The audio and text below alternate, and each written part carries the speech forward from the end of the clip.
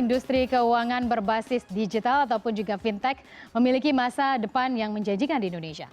Perkembangan pesat teknologi finansial diyakini mampu memberikan akses layanan keuangan kepada kelompok masyarakat hingga lapisan paling bawah. Lantas apa saja potensi fintech bagi masyarakat Indonesia? Kami hadirkan informasinya untuk Anda. Industri teknologi keuangan berbasis digital atau fintech semakin berkembang di Indonesia. Bank Indonesia memperkirakan realisasi nilai transaksi fintech di Indonesia pada 2016 mencapai 14,5 miliar dolar Amerika atau setara lebih dari 190 triliun rupiah.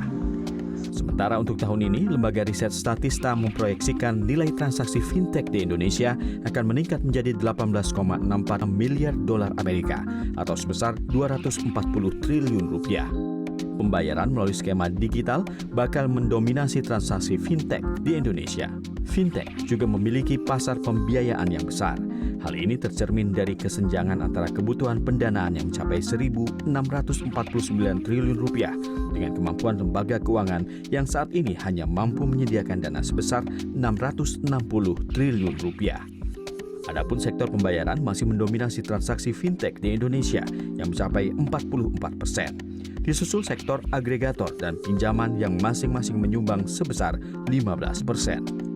Untuk mendukung industri fintech di Indonesia, Otoritas Jasa Keuangan atau OJK harus menggenjot angka literasi dan inklusi keuangan.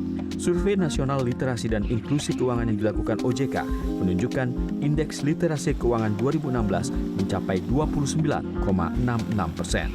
Sementara untuk tingkat inklusi keuangan menyentuh angka 67,82%. Ini artinya masih banyak penduduk Indonesia yang belum memiliki akses keuangan. Padahal potensi industri keuangan berbasis digital ini akan tumbuh secara signifikan. Riset Statista menunjukkan pada 2021 nilai transaksi fintech di Indonesia akan melonjak menjadi 37,15 miliar dolar Amerika atau hampir mencapai 500 triliun rupiah. Angka ini tumbuh 3 kali lipat dari nilai transaksi pada 2015.